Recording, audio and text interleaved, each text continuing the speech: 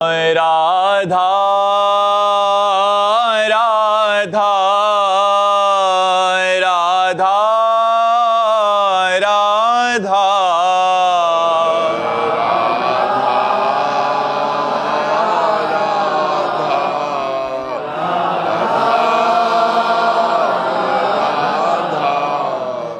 राधा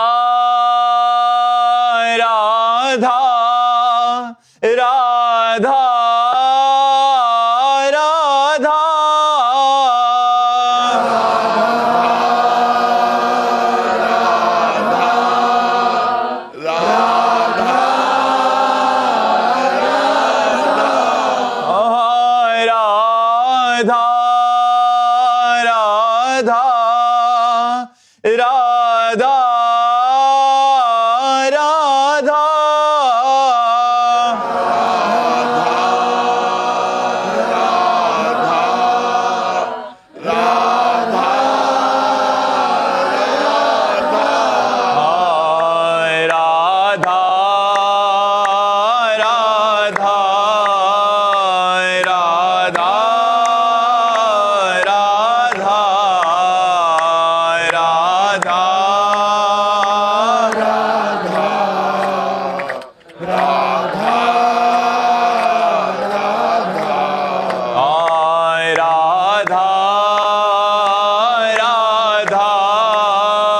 राधा राधा राधा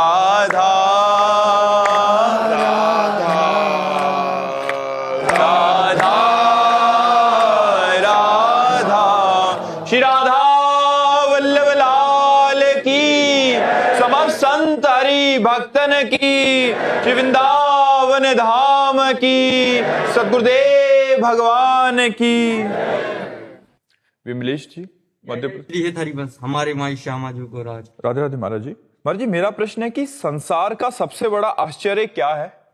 भगवान को देख लेना, भगवान को भर नेत्र देख लेना।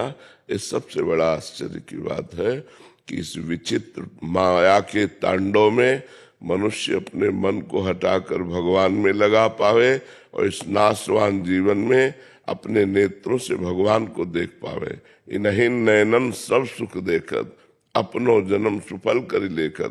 अपना जन्म सफल हो गया यदि नेत्रों से हमने भगवान का साक्षात्कार कर लिया।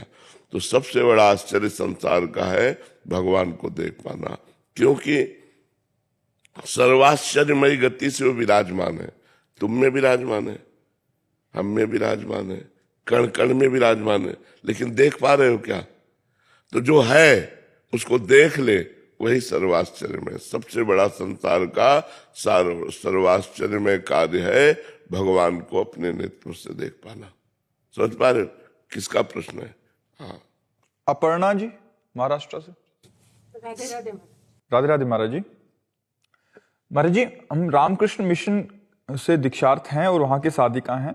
महाराज जी मांडुक्य उपनिषद में कहा गया है कि जागृत, स्वप्न और सुषुप्ति ये तीनों मन का संपादन मात्र है। महाराज जी मन की शुद्धि के लिए गुरु मंत्र जाप या नाम जप करना है। मन की गति का शांत होना श्वास की गति और निष्कामता से आएगा, लेकिन क्या मन का स्पंदन जो इस अवस्था का कारण है, क्या उसे नियंत्रण में लाया जा सकता है? मन ही नहीं रह जाएगा। आप साधना तो कीजिए, मन का स्पंदन या मन की स्फुरना या मन की वृत्तियां ये तो छोड़ दो, मन ही नहीं रह जाएगा। मन ब्रह्म स्वरूप हो जाएगा, मन ब्रह्ममय हो जाएगा। आप इसको तो मन एक दर्पण है, तो दर्पण के सामने जो बिंब होता है वही प्रतिबिंब बनता है। तो दर्पण के सामने अगर हमने पार्थिव शरीर रख दिए तो मन पार्थिव चिंतन करेगा, और अगर उसमें हमने ब्रह्म रख दिया तो ब्रह्म का स्वरूप उसमें झलकने लगेगा। मन दर्पण की तरह है, वो मलिन हो गया है, उसको स्वच्छ कीजिए और उसके साथ उसको बार बार ब्रह्म चिंतन करवाइए तो ब्रह्म स्वरूप हो जाएगा। ब्रह्मविद ब्रह्मई भवति, जो ब्रह्म को जान लेता है वो ब्रह्म स्वरूप हो जाता है। तो मन का स्पंदन ही खत्म हो जाएगा, मन अमना हो जाएगा, मन ब्रह्म स्वरूप हो जाएगा। जब हमारा इस कोटि का चिंतन हो कि तीनों शरीर स्थूल सूक्ष्म कारण तीनों शरीरों का स्मरण न रह जाए, जागृत स्वप्न सुषुप्ति तीनों समान हो जाए, तुरीय अवस्था को मन प्राप्त हो जाए तो ब्रह्म स्वरूप हो जाता है। अब इतनी साधना कठिन करना गुरु कृपा से ही हो सकता है, नहीं तो हम लोग फंसे हुए हैं देह में और बात करते हैं बहुत ऊंची। तो हमें चाहिए निरंतर भजन। आप देखो निरंतर भजन हो रहा है, उसको आप जांचिए कि चलते फिरते उठते बैठते सोते जागते खाते पीते हर समय हमारा गुरु नाम गुरु मंत्र चल रहा है कि नहीं चल रहा।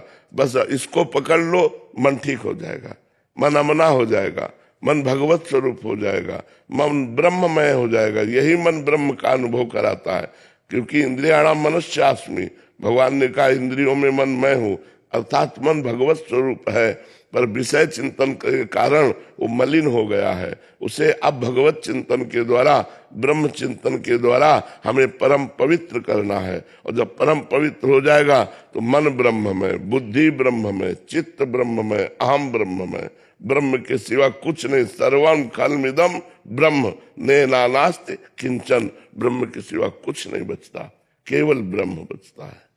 कृषांक गोहिल जी दुबई से। श्री हरिवंश राधे राधे। श्री हरिवंश महाराज जी। महाराज जी, करिष्ये वचनम का सही अर्थ क्या है महाराज जी? संपूर्ण समर्पण की उस अवस्था तक कैसे पहुंचा जाए जहां ना चूक रहे ना डगमगाहट, केवल उनका ही आदेश, उनका ही वचन और उनका ही आश्रय रहे? हाँ, इसमें पहले हमको अपना आहार शुद्ध करना होगा।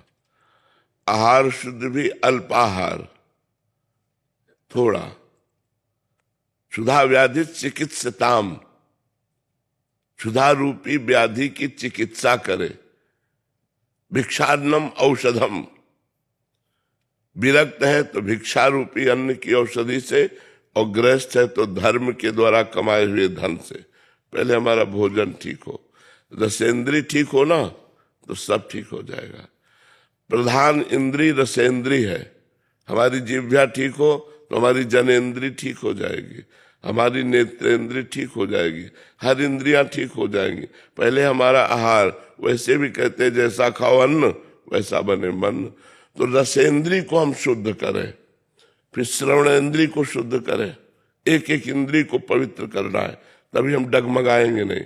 श्रवणेंद्री से किसी की निंदा नहीं सुननी, किसी की पाप की बात नहीं सुननी, प्रपंच की बात नहीं सुननी। भगवत कथा, ब्रह्म चिंतन की बातें, भगवत चिंतन की बातें, भगवत सिद्धांत, ये कानों से सुनाना है। नेत्रों से हमें सब में भगवान का दर्शन करना है। हमें दिखाई नहीं देते, लेकिन हमारी भावना है, हम भावना करते हैं इनमें भगवान विराजमान है। भावना जब सिद्ध हो जाएगी तो व्यक्ति नहीं दिखाई देगा, केवल भगवान दिखाई देंगे। जब हम भावना की साधना करते हैं तो पहले हमें व्यक्ति दिखाई देता है, वस्तु दिखाई देती है, स्थान दिखाई देता है। जैसे ये नीम का पेड़ है, लेकिन इसमें भी भगवान है। ये हाथी है, इसमें भी भगवान है। तो हमें पहले कुत्ता, हाथी, नीम दिखाई दी, लेकिन जब भावना सिद्ध हो जाएगी तो सीधे भगवान दिखाई देंगे। तो हमें भावना करनी है, नेत्रों से देखना है कि सब में भगवान। जड़ चेतन जग जीव जत सकल राम मैं जानी, बंदों सबके पद कमल सदा जोरी जुपान। सब में भगवान विराजमान है, हमारी ऐसी भावना हो। रसेंद्री में एक वाकेंद्री है, इससे दो काम होते हैं, स्वाद लेना और बोलना। बोलने में हम अधिकतर मौन रहे, जब बोले तो भगवत चर्चा बोले या व्यवहार का उतना कार्य बोले जो सत्य और धर्म में हो, अन्यथा वाणी को मौन रखें। हाथ से किसी को दुख न पहुंच पावे। पैर हमारे तीर्थ याटन करे, परिक्रमा वृंदावन की, गिरिराज जी की परिक्रमा, ब्रज आना, हरिद्वार जाना, काशी जाना, इससे हमारा अंतःकरण पवित्र होता है। जब हम वाक इंद्री से भगवान नाम कीर्तन, भगवान नाम जब भगवत चर्चा करते हैं तो हमारी वाक इंद्री पवित्र हो जाती है। जब रसेंद्री से हम भगवान को भोजन अर्पित करके पाते हैं तो हमारी रसेंद्री पवित्र हो जाती है। जब हमारी इंद्रियां पवित्र हो गई तो मन अपने आप पवित्र हो जाएगा। क्यों? क्योंकि मन इंद्रियों के अधीन हो गया है और इंद्रियां विषयों के अधीन हो गई। तो जब हम अपनी इंद्रियों को कंट्रोल करते हैं तो मन कंट्रोल में हो, और जब मन कंट्रोल में तो बुद्धि पवित्र हो जाती है, और जब बुद्धि पवित्र हो जाती है तो भगवान में स्थित हो जाती है। पवित्र बुद्धि भगवान में स्थित हो जाती है। और जहां भगवान में स्थित हुई तो पूरा डिपार्टमेंट भगवतमय हो जाता है। इंद्रियां, मन, बुद्धि, चित्त, अहंकार सब भगवत स्वरूप हो जाता है।